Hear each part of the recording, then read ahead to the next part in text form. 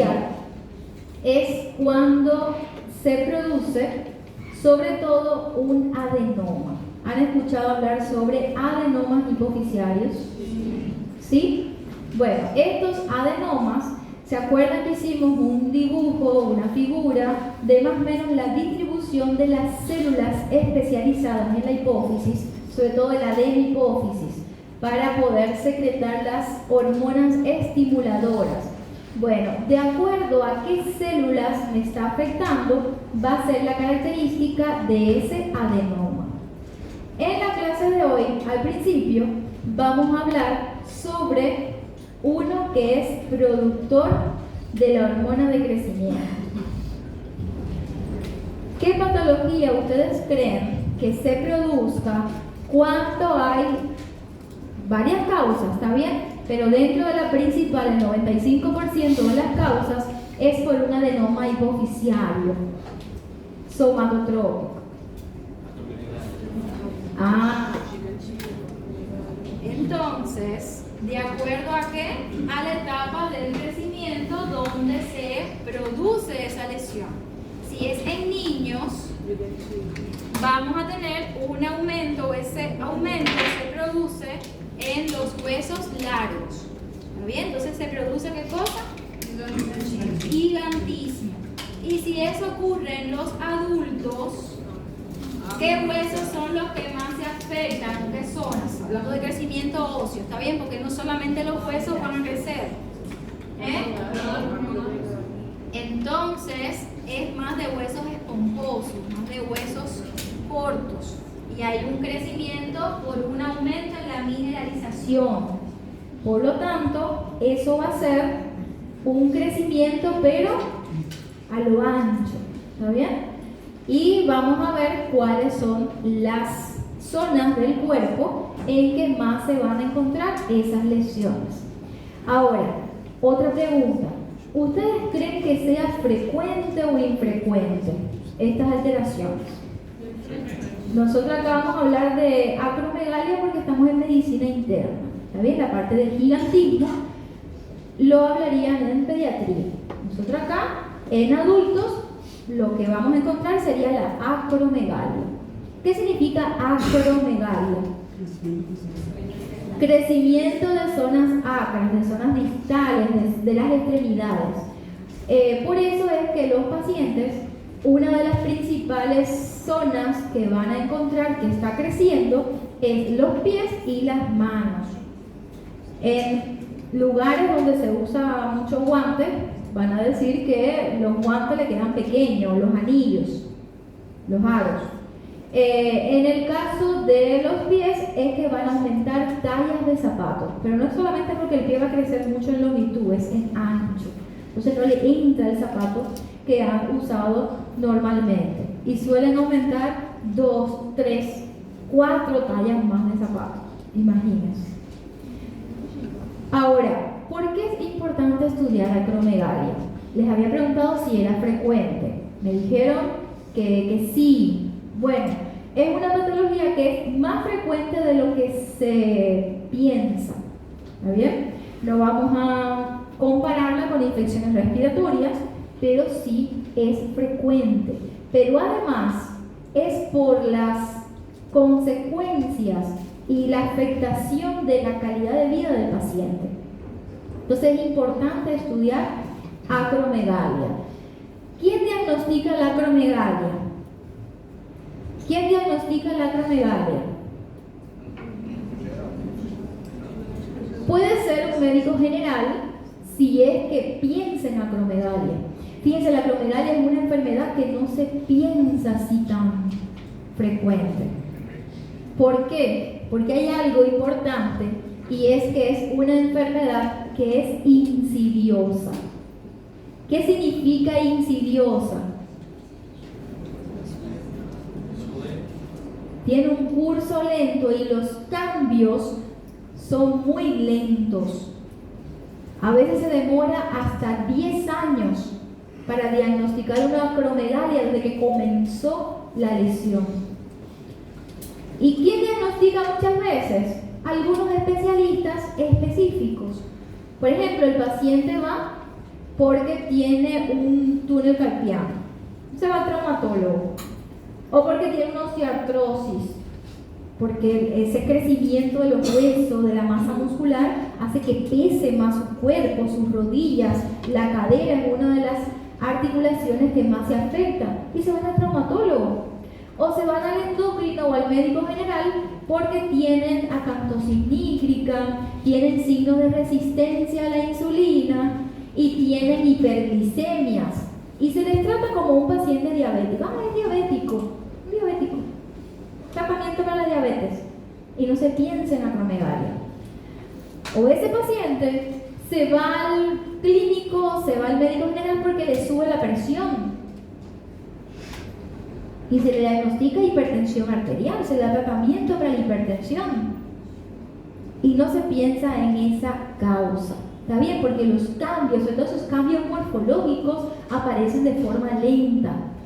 Y ese paciente tiene una esperanza de vida sin un tratamiento adecuado menor. Se le da unos 5 a 10 años después del diagnóstico.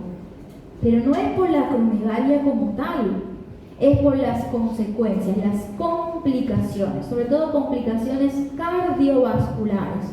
Es la principal causa de muerte de un paciente con acromegalia. Professora, é comum às vezes diagnosticar em crianças também? Acromegalia no, gigantismo. Gigantismo. Ese sí, gigantismo.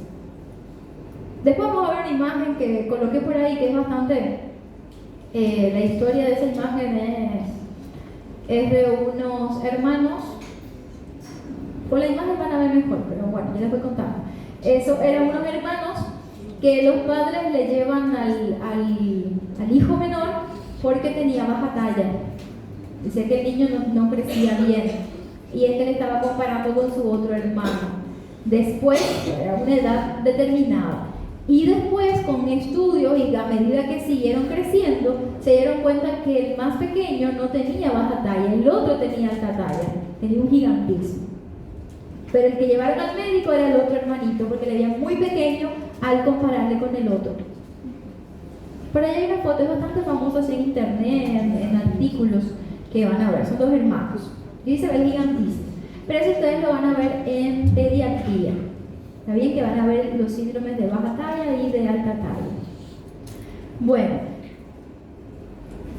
¿es famosa la acromegalia? ¿Les recuerda algún personaje? Sí, por más que los que crearon a Shrek niegan que se trata de Maurice, este luchador famoso que padecía la acromegalia.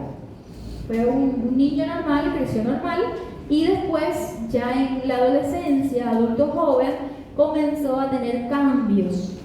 Esos cambios le daban un aspecto de fuerza, se veía más fuerte. Y aprovechó esos aspectos para dedicarse a deportes, ¿verdad? Era un deportista. Pero cuando empezó con esos cambios faciales, el pleonasmo, el aumento del hueso frontal, hipertelorismo que también suele dar, diastemas, las manos también fueron creciendo y va teniendo esa fascia bien característica que ustedes conocen de acromegalia. Entonces ahí él tuvo que, esta es la historia, miren cómo era un niño totalmente normal, y ahí viene la historia, después ustedes la pueden revisar. Su madre le llamaba Ángel, decía que era un ángel, tiene sus rasgos, su bondad, su dulzura, y después se le fue conociendo como si fuera una bestia, como si fuera un monstruo. Tuvo que huir de su país de origen por el bullying, por todo el maltrato que iba realizando, y después entonces se dedicaba a algunos espectáculos y a algunos aspectos de lucha. Y ahí, sobre todo en Estados Unidos, sí llega a ser un campeón. ¿Está bien? Uno de sus agentes o amigos, algunos no saben quién fue realmente, pidió para que se le hiciera una moldura de su cara. Entonces le hace una moldura de su cabeza y parte del tronco, y ese está en un museo, su imagen. Entonces por eso es que dicen que el personaje de Shrek se basó en ese personaje, porque está inmortalizado en una estatua, una estatuilla. Entonces después ahí fue cambiando. Miren su composición corporal, los cambios morfológicos muy evidentes, sobre todo las manos. Miren acá comparado con la princesa Fiona. Entonces sí tiene similitudes con Shrek. Una vez que fallece, ahí sí se le vuelve a conocer como el ángel. ¿Bien? Son algunas historias, hay muchísimos famosos en películas incluso, que no se utilizaron efectos especiales, eran de verdad personas con gigantismo, con acromegalia, que están en películas. Hay muchísimas películas, sobre todo más antiguas, que hablan de ese término. Entonces, bueno, ahí está el concepto y quién fue el médico investigador, neurólogo, que habló del término acromegalia por primera vez. Estamos hablando de adultos, pero ¿a qué edad es más frecuente el diagnóstico de acromegalia? ¿A quién afecta con mayor frecuencia? Entre unos 40 a 45 años de edad sería las edades o el rango de mayor frecuencia con el diagnóstico. Acuérdense que muchas veces cuando se diagnostica han pasado 10 años aproximados del comienzo de la lesión. ¿Está bien? ¿Qué lleva a esta acromegalia? Dijimos que era por la causa más frecuente es un adenoma y suele ser un macroadenoma. ¿Por qué macroadenoma? Y hablamos de macro. Cuando hablamos de macroadenoma, ¿a qué nos referimos? Ajá, pero cuando tiene más de 10 milímetros, ya hablamos de macroadenoma. Fíjense que hablamos de macro, pero 10 milímetros pequeño, ¿está bien? Pero con ese tamaño ya puede dar signos compresivos. ¿Y qué comprime?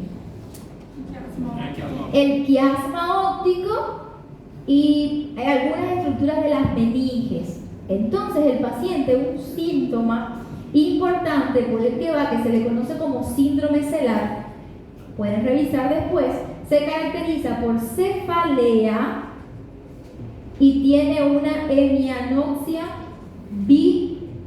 bitemporal. Acuérdense de cuando ustedes vieron la parte de pares craneales en neurología con el doctor José Luis, ¿verdad? Ustedes vieron eso, cuando hacían la exploración de la campimetría. Entonces a ellos se le llama también, a esa hemianoxia, como visión en túnel. Es como mirar por como si hiciéramos esto así y miráramos a través de esto solamente. Todo lo que queda temporal, ¿verdad?, hacia afuera, da como una ceguera, no se ve nada, y por el otro lado tampoco. Eso por compresión del quiasma óptico. Hemianoxia porque es una mitad nada más, bitemporal, la parte temporal, y la cefalea. Estos suelen ser los síntomas relacionados con la compresión. Como los cambios morfológicos son tan lentos, ellos no se dan cuenta. Entonces el paciente no va a consultar porque le está creciendo más la cara, la nariz, la frente, no se da cuenta porque son cambios muy paulatinos. Incluso las personas que conviven con estos acromegálicos no se dan cuenta de esos cambios. ¿Quién se da cuenta? El que hace muchos años que no le ve. Por ejemplo, ustedes vienen a estudiar medicina acá y vamos a suponer que no se fueron de vacaciones nunca. Se pasan 5 años sin irse a su casa. Cuando van a su casa y ven a un primo, a un tío, a alguien, le dicen: ¿tú quién eres? ¿Quién eres tú? No le reconoce, está irreconocible. Incluso estaba viendo un relato de personas con acromegalia. Quería descargar los videos, pero no pude. Venció mi trial libre para descargar videos. Pero después se los puedo enviar. Son relatos, entrevistas que le hacen a personas con acromegalia. Y una de ellas cuenta que cuando le vieron un primo, no sé quién era, que llega del exterior y cuando le ve, era un señor masculino, le dice, oye, ¿a ti qué te pasó? ¿Por qué estás tan feo? Dice que eso fue lo que le dijo y dice, ¿qué tengo? Porque no se daba cuenta del cambio. Hubo otro relato de una persona que se iba a consultas de traumatología. Tenía compresión y tenía el síndrome del túnel del carpo. Y se iba a consultas de traumatología. Y cuando iba a las consultas, ella lleva un seguimiento, ve un cartel informativo sobre acromegalia. Y cuando ve esa imagen, dice, yo tengo acromegalia, yo tengo eso. Entonces, cuando ve la imagen de la foto, se comparó con ella misma. Entonces, ahí cuando llega el médico, le dice, yo creo que tengo acromegalia. Y busca fotos en internet y le muestra. Y ahí el médico dice, sí, cierto, parece. Y ahí empieza el estudio. Entonces, fíjense que es difícil de diagnosticar. ¿Por qué macroadenoma? Porque ya tiene un crecimiento que cuando se da cuenta ya es por compresión. Entonces, esta es la causa más frecuente. Los macroadenomas hipofisiarios somatotrópicos, porque son productores de GH. Y acuérdense que la GH estimulaba y formaba ¿qué? IGF-1. Esta producción de GH, que después nos va a ser útil para el diagnóstico, es muy difícil de establecer un valor, por ejemplo, un valor de referencia, porque tiene relación con ciclos circadianos, entonces no siempre se está produciendo en la misma cantidad. Entonces, para el diagnóstico, para saber realmente si hay acromegalia, lo que se va a medir es la IGF-1, el factor de crecimiento insulinoide.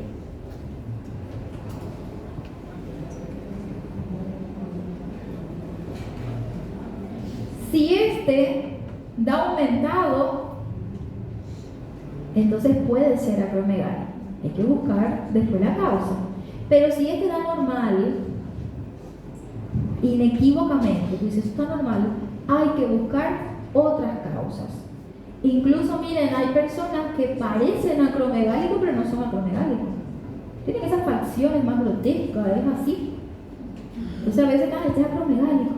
Le hace todos los estudios y no era, y dice, no, disculpa, no era. Entonces, si esta IGF-1, si ustedes le preguntan, ¿cuál sería entonces para el diagnóstico, el examen de elección? Es la dosificación de IGF-1. Esta es la de elección. ¿Está bien? Hay otro test, que es el test de supresión. Acuérdense que este es quien me está regulando todo el tiempo. Entonces hay un test que después vamos a ver, que es la prueba de tolerancia a la glucosa. Se le da una carga de glucosa, 75 gramos, y normalmente se debe suprimir esta IGF. Si eso no se suprime, entonces también estamos hablando de que hay un aumento, hay una hiperestimulación de esta hormona de crecimiento. Eso después lo vamos a ver más adelante. Es para que sepan cuántos elementos hay para poder establecer el diagnóstico de acromegalia. Después, para la causa. ¿Cuáles son las causas? Dijimos que el macroadenoma, pero hay muchísimas otras causas. Incluso más raro se ha visto casos de acromegalia familiar. Es muy raro, menos de 1%, pero se ha descrito. Hay tumores también que son adenomas que producen, además de estas células somatotrópicos, también son de prolactina. Por eso es que cuando hay hiperprolactinemia también hay que investigar si hay asociación con hormona de crecimiento. Bien, entonces este es sobre lo que estábamos hablando. Miren la incidencia. No es tan así, tampoco tan infrecuente, pero tampoco es que sea muy alta su incidencia. En cuanto a las consecuencias o principal causa de muerte, se asocia la acromegalia como una causa importante de cardiopatía hipertrófica del ventrículo izquierdo. Fíjense, no solamente crece el cuerpo, crece la masa ventricular. Y nosotros ya estudiamos, cuando hay una hipertrofia del ventrículo izquierdo, aumenta el consumo de oxígeno del miocardio y tiene más riesgo ¿de qué? De infartos. Entonces las patologías cardiovasculares son la principal causa de muerte. Y la segunda causa de muerte más frecuente en acromegalia serían las neoplasias. Neoplasias de colon, sobre todo. ¿Por qué? Por los pólipos. Todo es redundante, todo crece. Y entonces tiene más predisposición a formación de pólipos. Entonces la segunda causa de muerte más frecuente en acromegalia sería la neoplasia por pólipos. Y la otra neoplasia frecuente de esófago. De esófago. ¿Y por qué de esófago? Por reflujo. Suelen tener reflujo o enfermedad por reflujo gastroesofágico. Y ese predispone también al cáncer de esófago. Melanomas, cáncer de piel, tienen más predisposición a una piel redundante. ¿Se acuerdan que les mencioné que, no recordé cuál era la película, que suele tener eso, muchos pliegues, así como el cachorro, como el champén? Eso tiene una piel muy redundante. Entonces, en los pacientes con acromegalia también suelen tener un exceso de piel y formación de nevos. Y esos nevos se pueden malignizar. Sería otra causa de muerte importante en pacientes con acromegalia. Pregunta de examen: ¿cuál es la principal causa de muerte? Patologías cardiovasculares. ¿Y por qué tienen tantas patologías cardiovasculares que predisponen a un paciente con acromegalia a un riesgo cardiovascular elevado? Bueno, los cambios en el miocardio, en el músculo cardíaco, sí, hace una cardiopatía hipertrófica. Otra cosa que ellos tienen predisponente como riesgo cardiovascular es que suelen hacer apnea obstructiva del sueño. Entonces, la apnea obstructiva del sueño también, acuérdense que era un riesgo cardiovascular. La hipertensión arterial, tienen hipertensión, tienen diabetes, una diabetes secundaria. Y acuérdense que la diabetes también aumenta el riesgo cardiovascular. Mayor propenso aquí a placas de ateroma, ateroesclerosis. Entonces miren cuánto riesgo cardiovascular tiene. Por eso es que es la principal causa de muerte.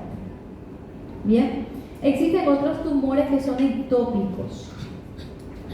Esos tumores ectópicos, sobre todo tumores pancreáticos, síndromes paraneoplásicos del pulmón, de mama, también pueden ser o aumentar la estimulación de GH. Ahí no sería por GH, sería por GH-RH. ¿Está bien? Es por la estimulación hipotalámica. Son ectópicos, pero relacionados con la liberación hipotalámica, que puede ser central o pueden ser periféricos. Y esos periféricos tenemos como síndromes paraneoplásicos.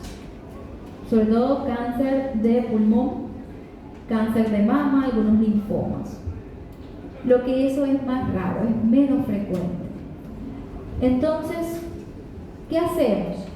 Sospecha acromegalia y GF1. Da elevado, da alterado, tenemos que buscar la causa. ¿Cuál es la principal causa? Macroadenoma. ¿Qué hacemos? Resonancia magnética, decía Turca. Ya no se utiliza radiografía, esas cosas. Resonancia magnética. Está normal, no hay macroadenoma. Busca causas ectópicas. Tomografía abdominal, tomografía de pulmón. Hay que buscar la causa. ¿Está bien?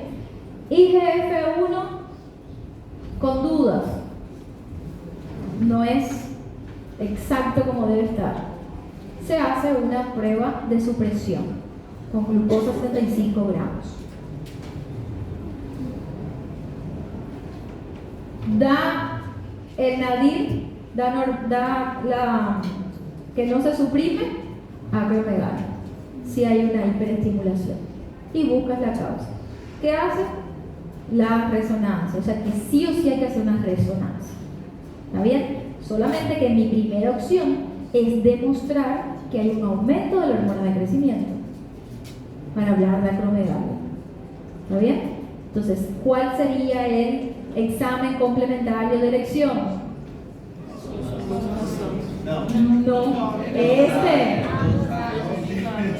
No son pegadillas, son preguntas de examen. Tú tienes primeramente que demostrar que tienes acromegalia. ¿Para qué le vas a hacer una resonancia si no estás con diagnóstico? Entonces, primero, ¿cómo demuestras que hay acromegalia? Con este IGF-1. ¿Para qué se hace la resonancia? Para buscar la causa. Para buscar este macroadenoma. ¿Bien? Es para la causa, no es para diagnosticar la acromegalia. Porque acuérdense que hay macroadenomas que no son funcionantes o son adenomas que son productores, por ejemplo, de TSH, corticotrópicos, de prolactina, pero no de GH. Entonces la resonancia no me da el diagnóstico de la acromegalia, me da la causa. ¿Entendieron ahora? Bueno, estas son algunas de esas causas. Fíjense que esos adenomas y las causas hipofisiarias corresponden al 98%, o sea que es las más frecuentes. Ahí vienen otras causas que hemos ido revisando. Fíjense que hay adenomas mixtos o de secreción mixta. Hay algunos síndromes un poco más raros, adenomas ectópicos. A veces se hace una resonancia y se ve la silla turca vacía o el síndrome de la silla vacía. Entonces hay que buscar otros lugares ectópicos. Miren, tumores extrahipofisiarios, menos frecuentes, pero también. Y por excesiva liberación de la hormona de crecimiento. Los centrales son menos frecuentes, pero también. Ese ya sería por la liberación hipotalámica, que está estimulando constantemente a la hipófisis para liberar la GH. Y acá los periféricos, que dentro de estas causas, este sería más frecuente que las causas centrales. ¿Está bien? Pero de forma general es menos de 1%. Lo principal serían los hipofisiarios. ¿Cuál es la correlación del teste de tolerancia al Enseguida vamos a ver. Lo que pasa es que acuérdense que estas hormonas regulan también los índices glicémicos. Entonces, cuando la somatomedina está elevada es para producir aumento de la glicemia. Pero si el paciente se le da una carga de glucosa, se debe suprimir la hormona, debe disminuir su valor más del 10%. Y eso es que está normal. Ahora, si eso no se suprime, es porque hay algo que le está estimulando de más. Entonces, por eso que se hace el test de supresión. Ou seja, dar açúcar para a criança faz com que ela tenha menor crescimento. Se você der açúcar para uma criança em desenvolvimento, ela tende então a crescer menos também. No necesariamente. Acá estamos hablando sobre la acción de la hormona. Acuérdense que hay regulaciones normales. Está la somatostatina, que me inhibe a esta hormona también, ¿verdad? Ahora, ellas, acuérdense que se elevan o disminuyen de acuerdo a las regulaciones. Y ahí está la retroalimentación negativa. Entonces, si hay una disminución, por ejemplo, de la glicemia, acuérdense que este es factor de crecimiento insulinoide. Ellos producen una hiperinsulinemia, un aumento de la insulina. ¿Y la insulina cuándo es que está? cuando hay una carga glicémica. Es precisamente cuando trata de ¿qué? De colocar dentro del músculo que se utilice como fuente de energía. Ahora, en estos casos, cuando el paciente tiene una carga glicémica, se debe inhibir porque están los factores inhibitorios. Entonces debe haber una supresión de la hormona. Si eso no ocurre, es porque esa hormona está actuando de forma independiente. Hay algo que la está liberando y que no tiene relación con la glicemia del paciente. Por eso que se hace el test de supresión. Pero eso es cuando quedan dudas. Si esto me da ya aumentado de forma inequívoca, no siempre se utiliza.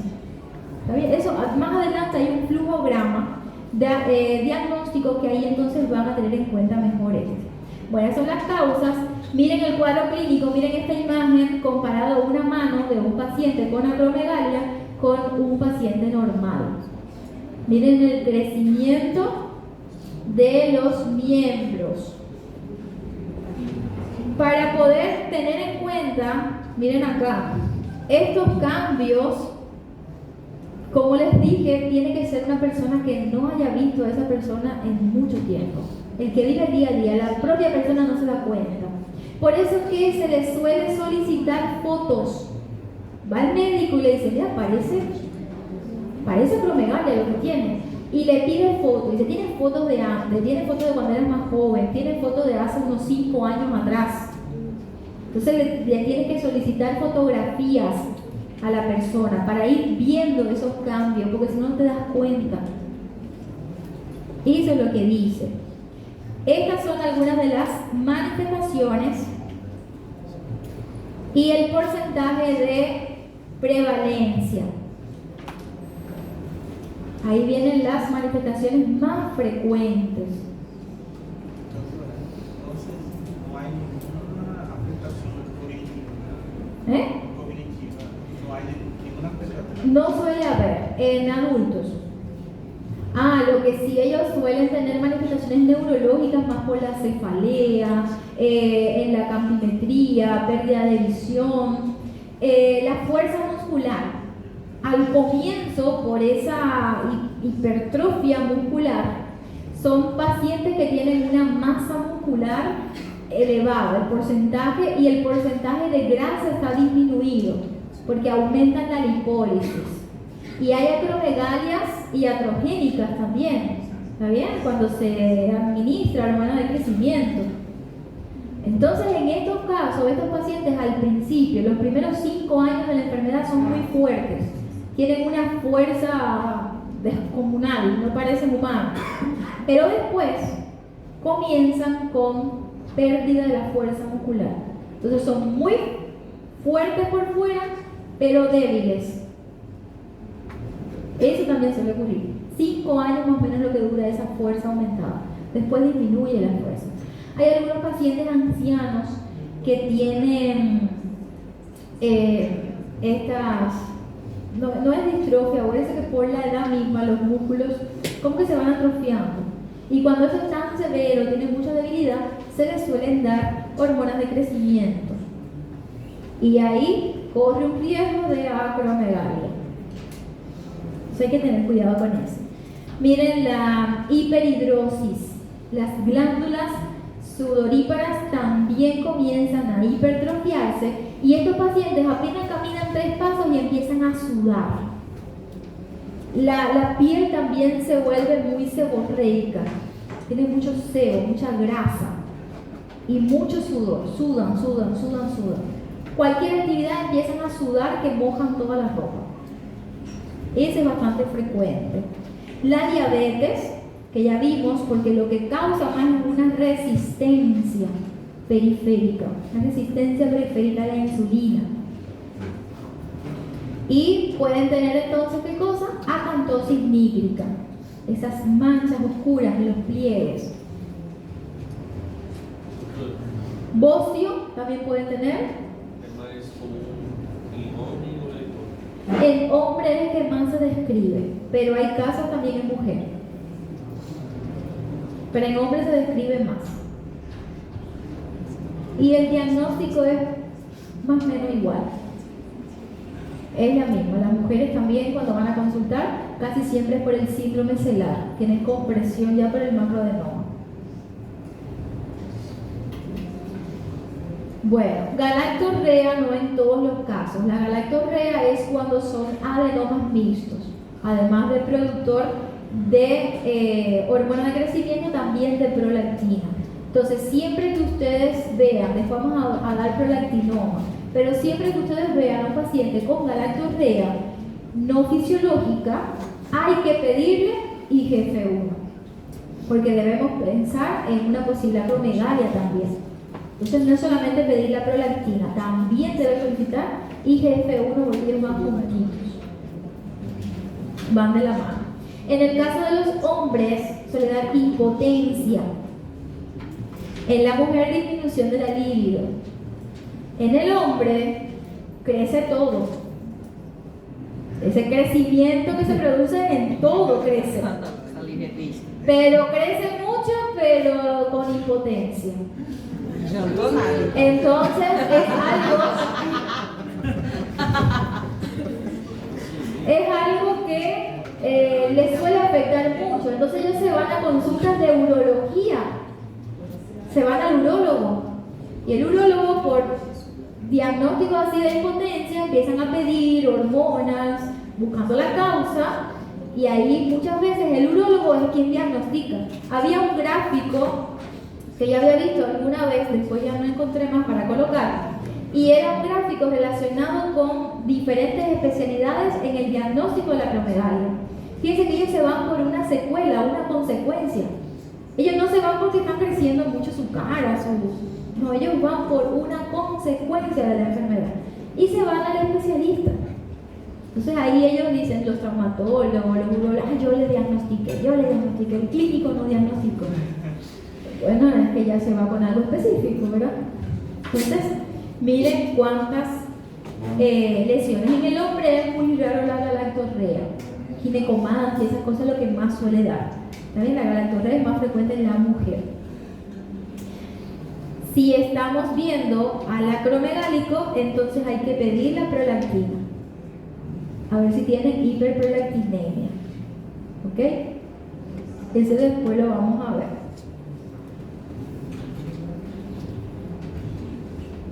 Este es otro caso. Miren esta mujer. Esta fue considerada como la mujer más fea del mundo. Ganó un premio incluso en un concurso. Había 250 participantes.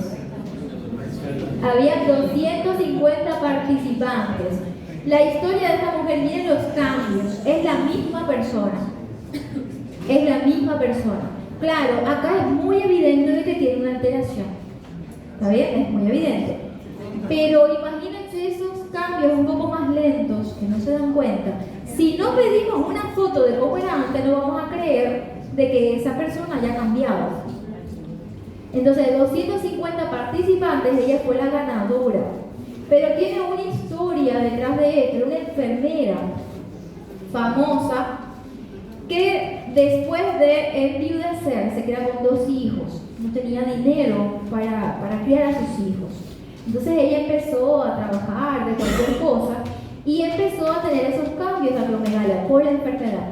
Entonces, como era tan fea, le empezó a aprovechar eso y a trabajar en espectáculos de circo. Después se fue al concurso y ganó un premio, le daban dinero por concursar ahí. Entonces, todo eso que ella hacía era para poder ganar dinero y criar a sus hijos. Entonces, tiene un trasfondo. Esa es la historia de esa enfermera. Miren el grosor de la piel aumentada, la nariz, los labios más gruesos. Hay un crecimiento del hueso frontal. Llega un momento en que crece tanto, claro, eso es más lento, ¿está bien? Más después de mucho, que ya suele dar separación de los ojos, hipertelorismo por el crecimiento. También los diastemas en los dientes, ahí por el crecimiento de todos los huesos se empiezan a separar los dientes, empiezan a tener separaciones entre los dientes.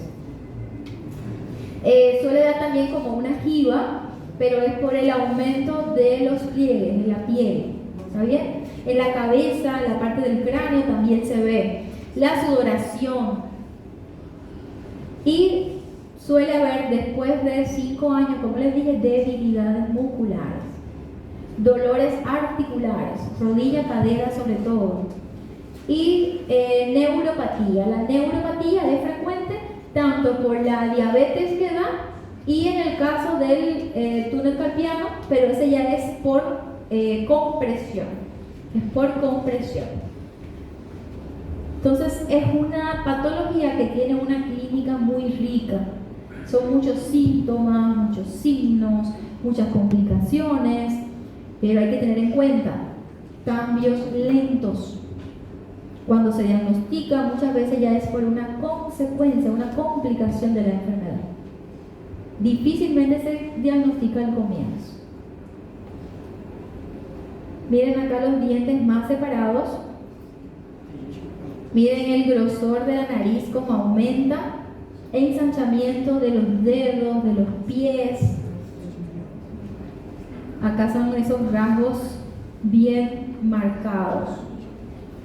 La persona se queda irreconocible, no se reconoce. Macroglosia, la lengua es ancha, hipertrofias también de las amígdalas, la orofaringe. Y suele tener así la macroglosia. Esta es la imagen que les estaba comentando, son unos hermanos. Y el más pequeño, claro, desde no así tan grandes, de más chiquitos, le llevaban porque tenía baja talla. Después él era el que tenía la talla normal y su hermano el que tenía gigantismo. Acuérdense que esta enfermedad, cuando ocurre en niños, en crecimiento, afecta más los huesos largos y da gigantismo. En el adulto no se llama gigantismo. Entonces, si en una pregunta de examen, vamos que estamos en un adulto que tenga aumento de la IGF-1, toda la clínica, el diagnóstico es acromegalia, no es gigantismo. ¿Está bien? A ver, hay más imágenes por acá. La sudoresis también que habíamos hablado, ese es frecuente. Problemas respiratorios. Professora, ele induz também o aumento da testosterona em associação? Ahí sí. Eu digo porque, por exemplo, a mulher ficou com bastante traços masculinos, né? En este caso hay que ver de acuerdo al tipo de tumor que esté secretando. Ahora, hay algunos, sobre todo con los prolactinomas, que son mixtos. Y sí, acuérdense que la prolactina daba menorrea, daba otras lesiones que sí suprimían la hormona femenina. Entonces también la LH, la FSH también iba a estar disminuida. Bastante así con rosto masculino. Pero ese cambio que parece masculino en la voz también, las cuerdas vocales se ponen más gruesas, es por la hormona de crecimiento, no es por la testosterona. No son los caracteres secundarios, es que su cuerpo está cambiando por la hormona de crecimiento. Ah, claro, en la mujer pueden tener infertilidad, menorreas, otras complicaciones. A veces también, por ejemplo, una mujer que empieza a tener esos cambios en la voz, si está en una llamada telefónica, le confunden con un señor. Pierde la voz femenina. Y estos también pueden ser de forma iatrogénica, consumen hormonas para el gimnasio, para aumentar masa muscular, y ahí tienen hipertrofia del clítoris. Si al hombre le crece todo, a la mujer también tiene hipertrofia del clítoris y engrosamiento de las cuerdas vocales. Ahora, con el tratamiento que vamos a ver más adelante, muchos de estos síntomas son reversibles, pero el crecimiento de los huesos, esa cosa ya no es reversible. Y algo también es que cuando se engrosan las cuerdas vocales, los cambios en la voz son irreversibles. Por eso es que estos que practican fisiculturismo, consumen hormonas anabolizantes, todo, por más que dejen de consumir, cuando le cambia la voz, le cambió para siempre. Entonces miren la astenia, debilidad muscular, cansancio, son muy grotescos pero más débiles. El síndrome del túnel carpiano, eso que vimos, todo esto ya lo vimos. Suelen tener manifestaciones también de apatía, agotamiento, sobre todo matutino, por la apnea del sueño. Y esta apnea del sueño suele ser obstructiva. Hay engrosamiento de los cornetes, de toda la vía aérea, y entonces da esa obstrucción también durante el sueño. Electrocardiograma es una de las causas de ¿qué? De hipertrofia del ventrículo izquierdo, de insuficiencia cardíaca con disfunción. ¿De qué tipo? Me hiciste a uno, vamos, a ver si aprendieron. Y no me digan que no aprendieron porque yo se los di. Ahí no pueden decirme, la profesora no nos enseñó eso. Eso no lo dimos, profe. Eso yo se los di. ¿Disfunción de qué tipo?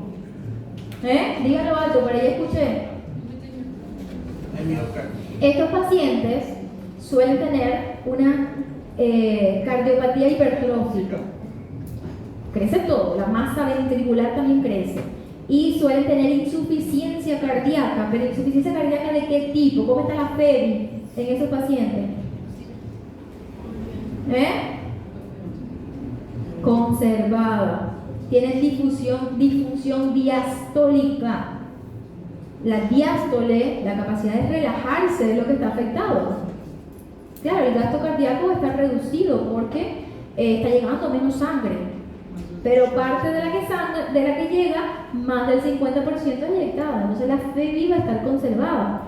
Entonces ellos tienen insuficiencia cardíaca con disfunción diastólica y pueden ir a consultar por eso, porque tienen cansancio, síntomas de gasto cardíaco bajo, no tienen todos estos cambios, o el médico no le conoce de antes, no se va a dar cuenta de que está acromegálico.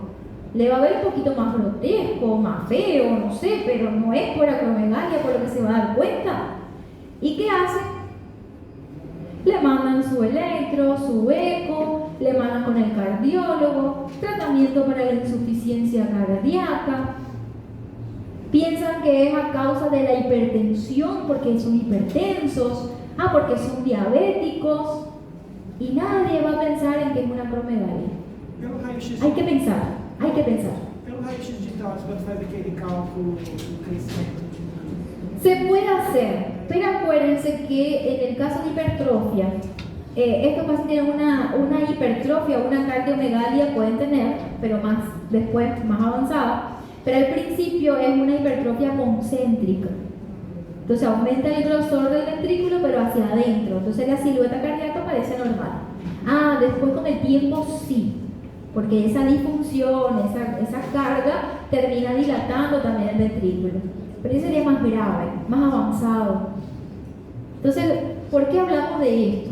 Para que ustedes introduzcan en su cabeza que por más que no es frecuente, muchas veces, o sabrá Dios cuántas veces hemos atendido a un paciente acromegálico sin diagnóstico de acromegalia, pensando en otras alteraciones.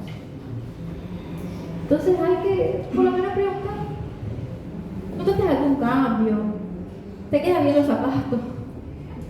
¿Has tenido que cambiar de talla? Miren, el adulto no le tiene por qué crecer más el pie. Para de crecer. Estos pacientes, las orejas también empiezan a crecer más, la nariz. Son cosas que ya no crecen más cuando uno es adulto. Bueno, la oreja dice que sí, siempre está estimulada.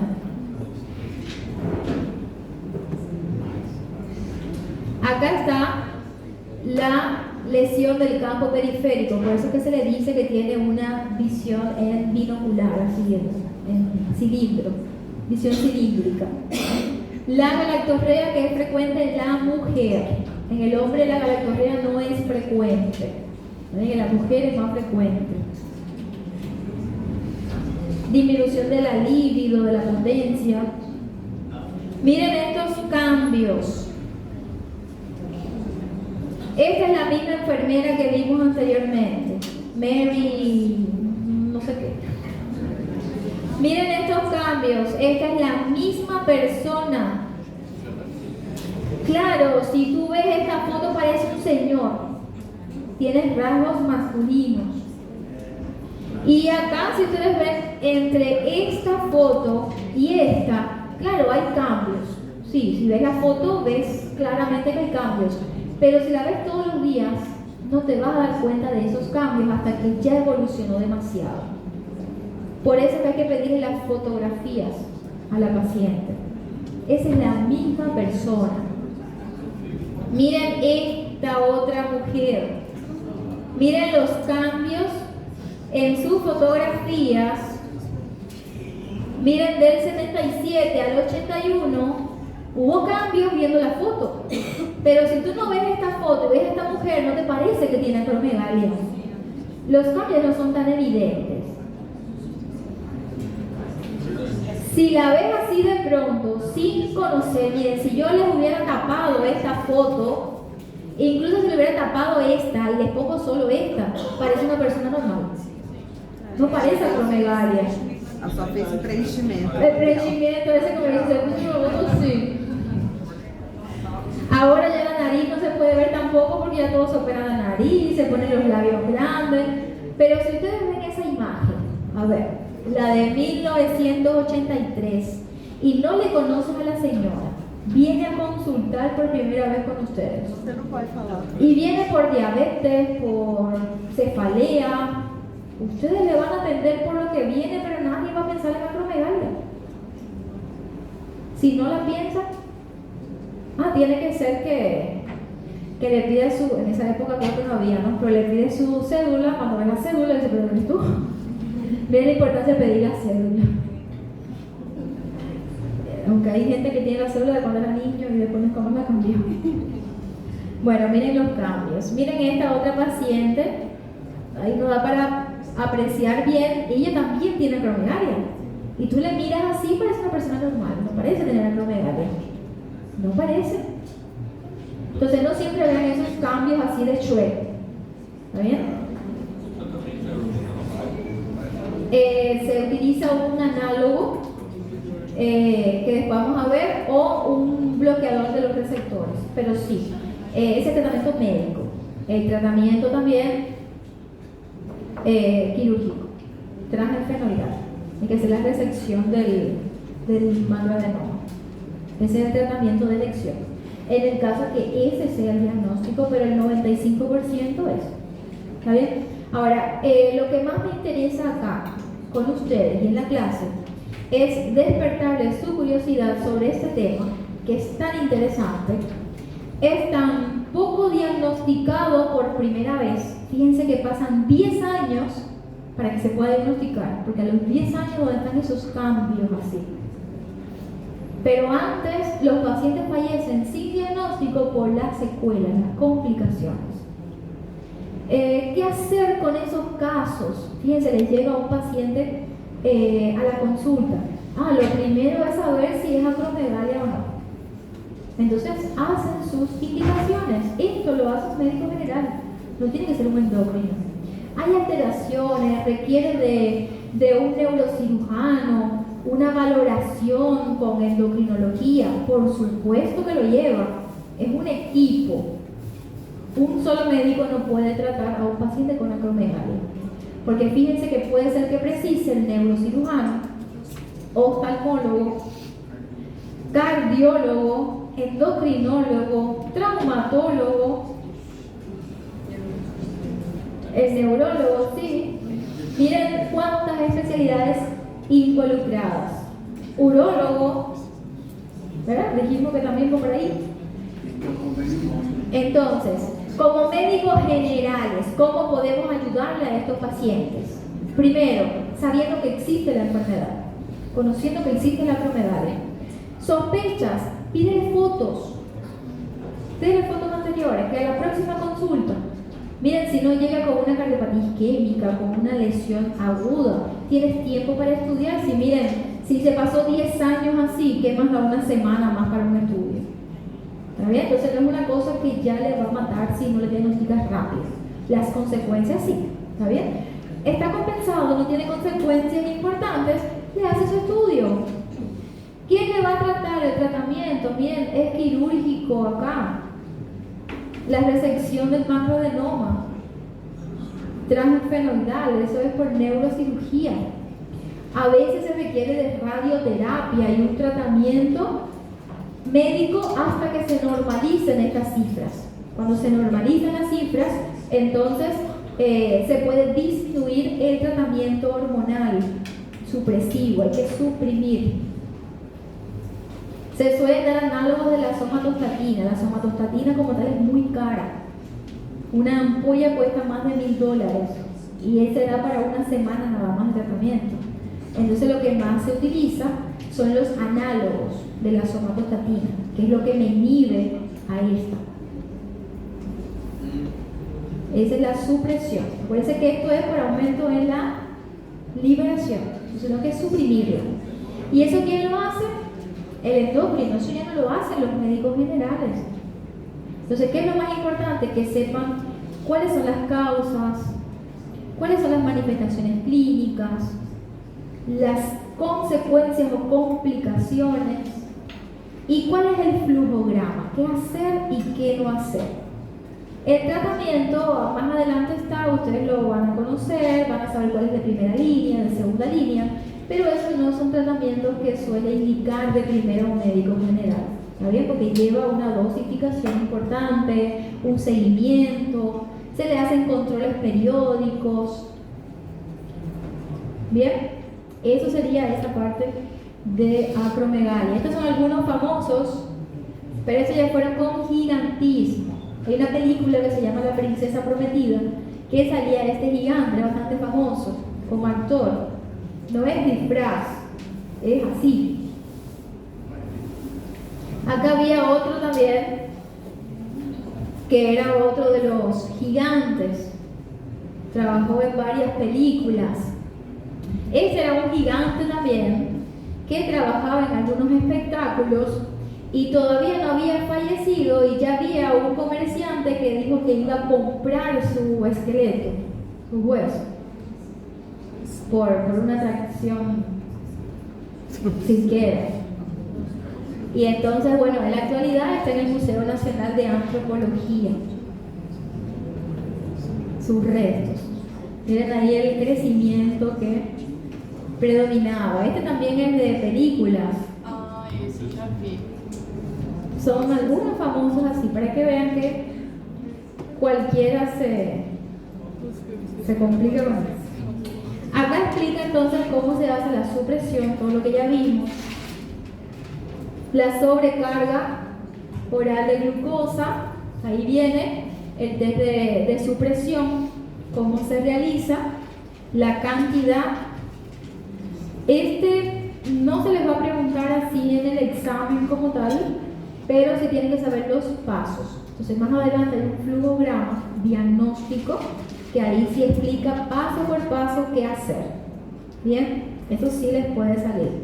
La determinación de la IGF-1, la resonancia. ¿Pero hay que hacer resonancia? Sí. Como primera prueba, no. ¿Está bien? Diagnosticas acromegalia, buscas la causa. Pero sí hay que hacerlo. Este sería un flujograma según la sospecha. Fíjense que tenemos sospecha clínica, tiene manifestaciones, tiene síntomas, algunos signos que te hacen sospechar de acromegalia. Fíjense que lo primero que vamos a hacer es la dosificación de IGF-1. Es lo primero que vamos a hacer. Está con un resultado que trae dudas, entonces le hacemos la prueba de supresión. Si es que no sale, o sea, está elevado sin errores, entonces hay que confirmarlo. Entonces la otra prueba. Entonces ahí es que pedimos la GH. Acuérdense que de primera no se indica la GH. ¿Se confirmó? Ahora hay que buscar con otras especialidades y la causa. Fíjense que llevamos a la evaluación oftalmológica, si hay un macroadenoma, la localización, la resonancia, la función hipoficiaria por si son adenomas poliproductores o mixtos, las comorbilidades, porque se mueren por las comorbilidades. No fallece por el crecimiento del cráneo o del hueso frontal, fallece por las complicaciones cardíacas, valoración por oncología, colonoscopía, biopsia, por los pólipos que suele tener. Entonces, eso es lo que significa la evaluación de esas comorbilidades. Biopsias, por ejemplo, de nevos, buscando melanomas, cáncer de piel, sería otra de las consecuencias. Ese diagnóstico genético, en el caso que es muy raro, pero acuérdense que podían haber causas hereditarias, como la acromegalia familiar. ¿Está bien? Si yo encuentro que es un macroadenoma y no hay que hacer ningún estudio genético. Entonces, bueno, este es el flujograma, esto sí es lo más importante para saber. El pronóstico no es bueno si no se diagnostica y no se toman medidas a tiempo. Una vez que están las consecuencias, la esperanza de vida es, como les dije, entre 5 a 10 años después del diagnóstico, por las complicaciones. El tratamiento, ahí viene un flujograma más adelante de cuál sería el tratamiento médico, pero de confirmarse el 95% de la causa es la extirpación quirúrgica. Entonces, ¿cuál es el tratamiento de elección? Si es un macroadenoma, extirpación quirúrgica. La cirugía. Miren, la curación de un 75 a un 95%. Hay algunos casos que requieren radioterapia después, si es que no se pudo extraer todo el tumor, y el tratamiento médico hasta normalizar las hormonas. Doutora, depois que tira o tumor, a pessoa ela não volta ao normal, ela fica com aquela característica permanente. Las partes de crecimientos, por ejemplo, glandulares, crecimientos de algunos cartílagos, algunas partes más blandas, sí pueden regresar a la normalidad. Ahora, la parte de los huesos ya no regresan a la normalidad. Por ejemplo, si es un crecimiento de los huesos frontales, la macrognatia, eso ya no regresa. Por ejemplo, la nariz y despensas de cartílago, esas cosas suelen regresar, pero la parte ósea ya no regresa. Las manos, los pies sí comienzan a tener cierta disminución cuando era por músculo. La parte de hueso, no, también se queda así grotesco. Acá tenemos los fármacos. Fíjense que tenemos diferentes tratamientos. Hay fármacos de primera línea, de segunda línea. Tenemos los análogos de la somatostatina, tenemos los bloqueadores de los receptores, ¿está bien? Y tenemos algunas otras agonistas dopaminérgicos de la dopamina. Este sería el de elección. El octreótido es uno de los más utilizados. Este octreótido es un análogo, ¿está bien? Es más económico que la somatostatina misma. Entonces este sería el de elección. Acá vienen algunos nombres comerciales y las dosis. Esto de las dosis no se los voy a preguntar en el examen, pero sí saber cuáles son de primera línea y qué le sigue. ¿Está bien? Son análogos de la somatostatina. Cuando hablamos de análogos que hacen una función similar. Acuérdense que esta es la somatomedina y la somatostatina es la que tiene el freno. En endocrino hay hormonas que estimulan y hay otras que inhiben.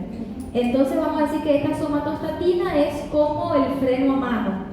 Está aumentando, acá, vamos, freno. Por eso es que hay algunos otros casos más raros, por ejemplo, en las pancreatitis, los traumatismos, cirugías. Si hay disminución de la somatostatina, entonces me puede aumentar esta IGF-1 por no tener el mecanismo inhibitorio. ¿Está bien? Pero ese es muy caro, la somatostatina. Entonces este es un análogo, que es un poco más económico. Este sería uno de los tratamientos. Fíjense que proporciona un alivio inmediato de los síntomas debilitantes. Puede ser que este paciente, por más que estaba fuerte, se sentía cansado, agotado. Entonces mejora los síntomas rápido del paciente. La calidad mejora.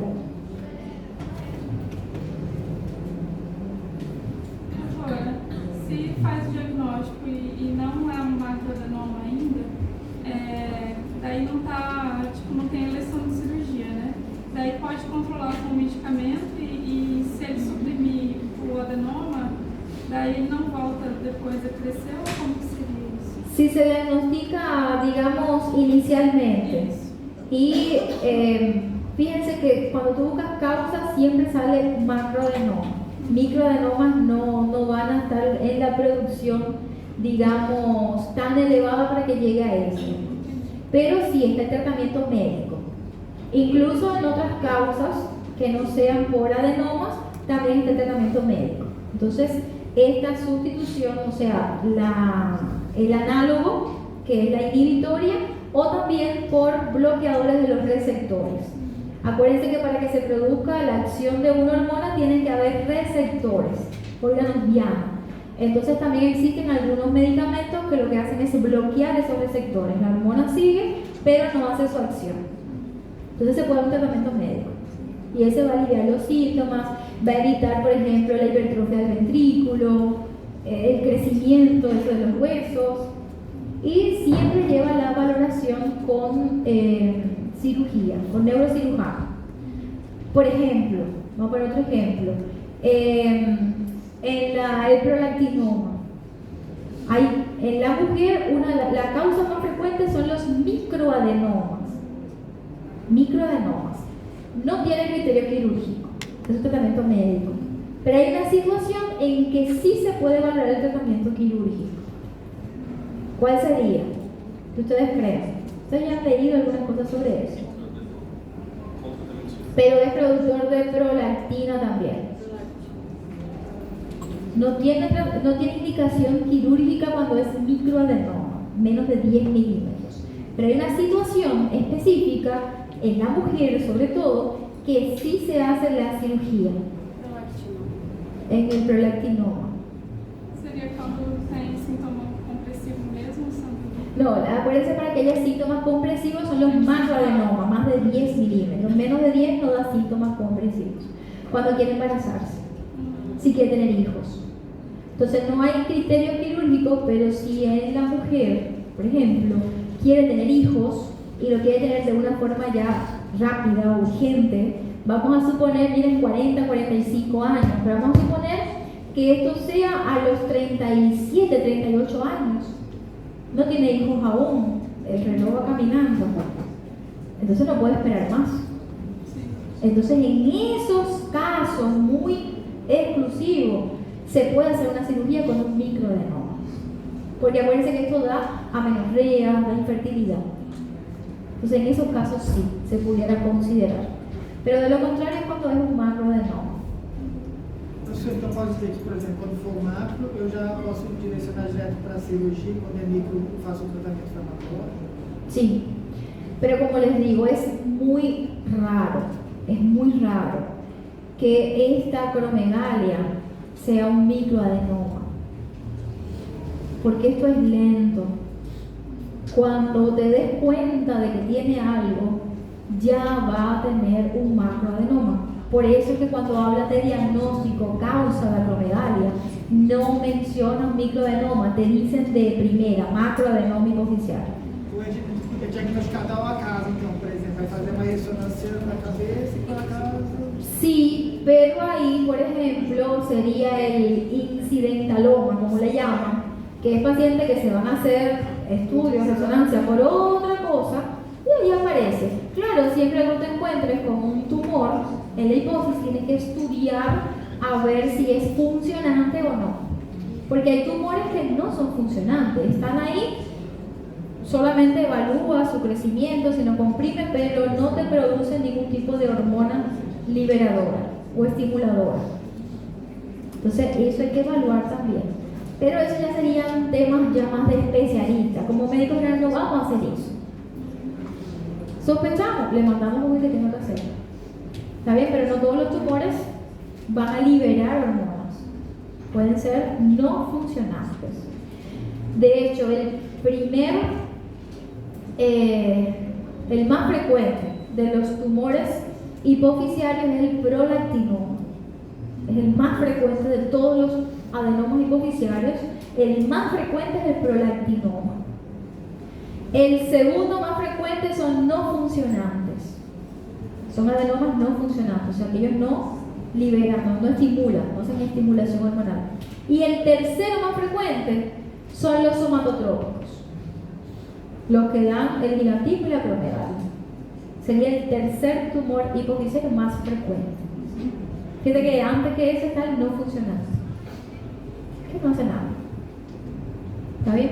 Entonces, bueno, estos son algunos de los tratamientos. La cabergolina es muy utilizada.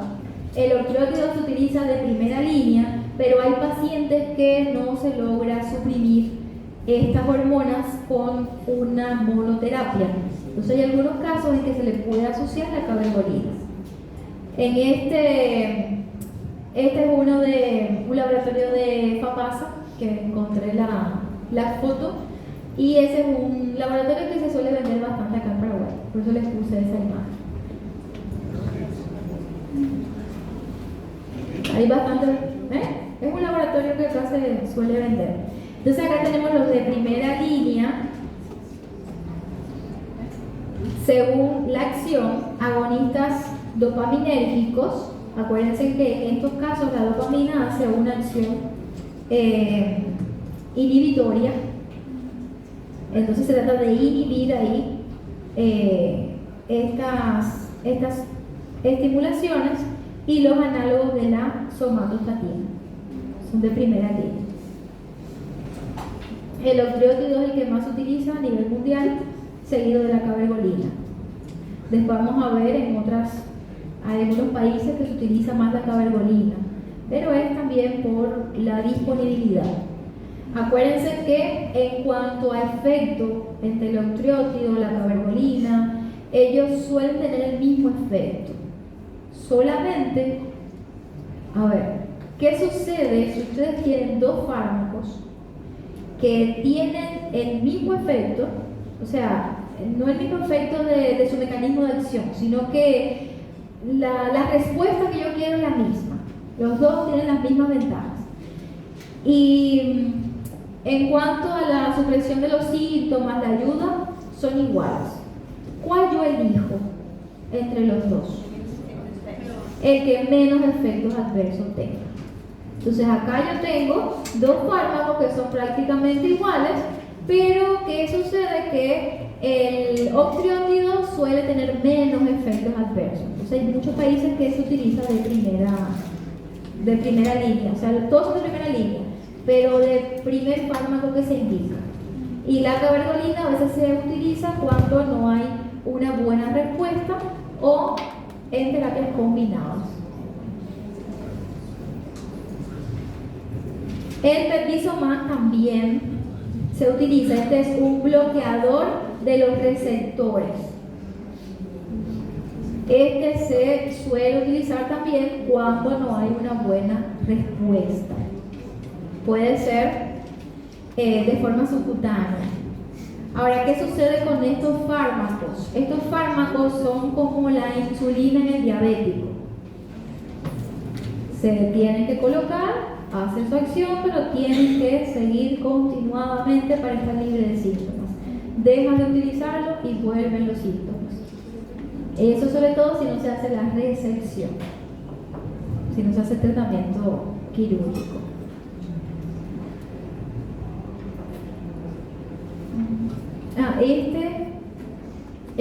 También es importante. Fíjense que son bloqueadores, por lo tanto su efectividad después que están consumiendo estos medicamentos y su mecanismo de acción hay que hacerlo con la IGF-1. O sea, no adelanta indicar la hormona de crecimiento. Ahí explica sobre el fármaco. Estos son de Segunda línea, ahí está el permiso más. Acuérdense que ese es cuando no funciona los medicamentos anteriores. Es de segunda línea. Se puede asociar también con cabergolina. Este sería algunos flujogramas también del tratamiento, cuando ajustar la dosis, la cirugía. Fíjense que esta cirugía también viene si es curativa o no. Entonces siempre vas a tener que darle tratamiento médico. Incluso aunque le haga la cirugía, tiene un tiempo en normalizar las hormonas. Entonces, por más que se haga la cirugía, lleva tratamiento médico. No se puede hacer la cirugía, lleva tratamiento médico. El tratamiento médico siempre vamos a darle. Siempre va a ser. Entonces hay que saber eso. Las complicaciones ya vimos. Fíjense, una lista enorme de las complicaciones. Este ya todos lo vimos. Psicosociales. Miren, esto sí es importantísimo. Hay un alto índice de suicidios por causa de la acromegalia. Imagínense en esos cambios morfológicos, el bullying, las risas. Los niños también con el gigantismo, la alta talla suele ser también objeto de bullying. Y entonces hay un alto índice de suicidios en pacientes con acromegalia. Entonces no siempre es el cardiovascular y esto, hay que cuidar y deben hacer una atención psicológica y psiquiátrica en algunos casos. Entonces hay que saber, hay que tener en cuenta. Ahí están los pólipos, todo eso estuvimos viendo. Entonces vamos a ver este caso clínico rapidito. Acá no hay mucho que hablar porque realmente es una presentación, no están todos los datos del paciente. Es un paciente con acromegalia, o sea, tiene diagnóstico masculino, 70 años de edad. Tenía antecedentes de salud anterior, o sea, no tenía recogido en su historia clínica patologías previas. Viene a consultar porque desde hace varios meses presenta decaimiento intenso.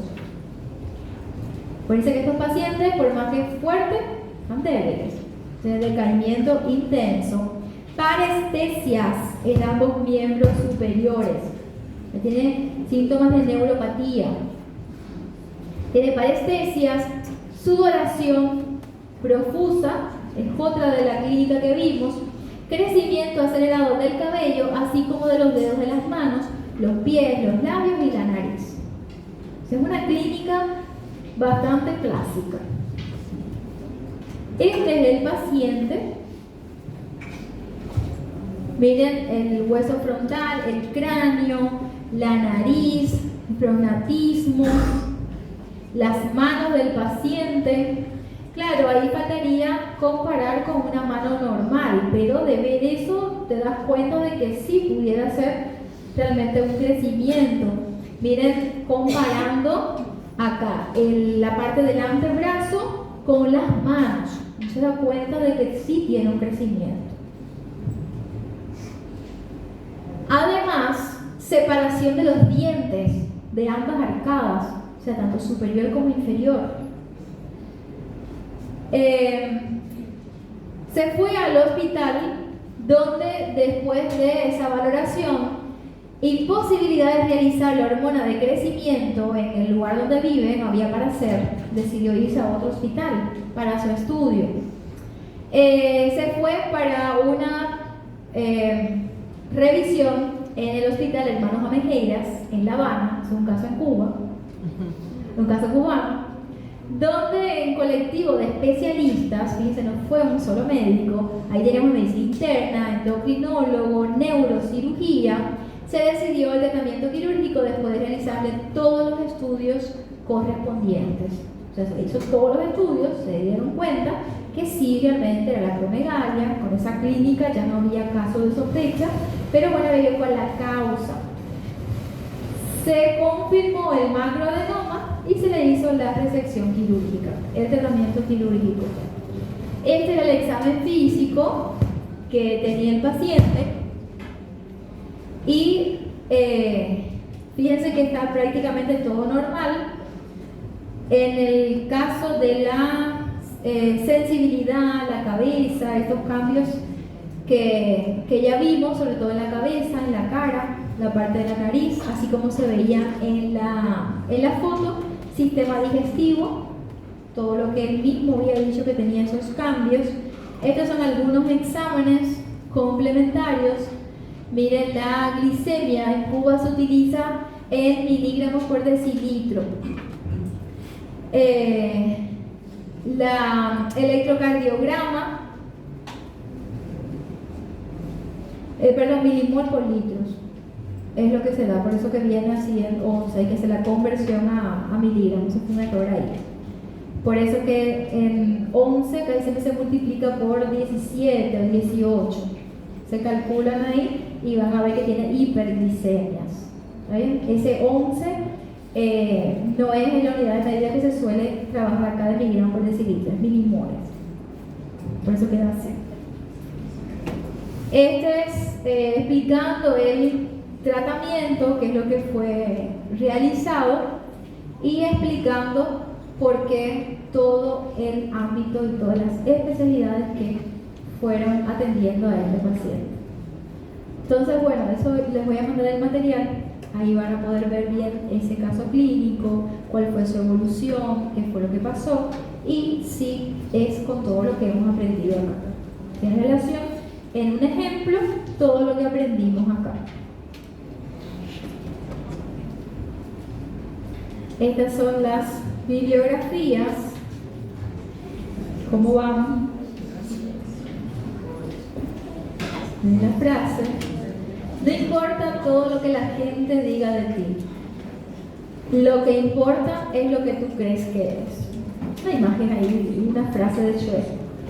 ¿Está bien?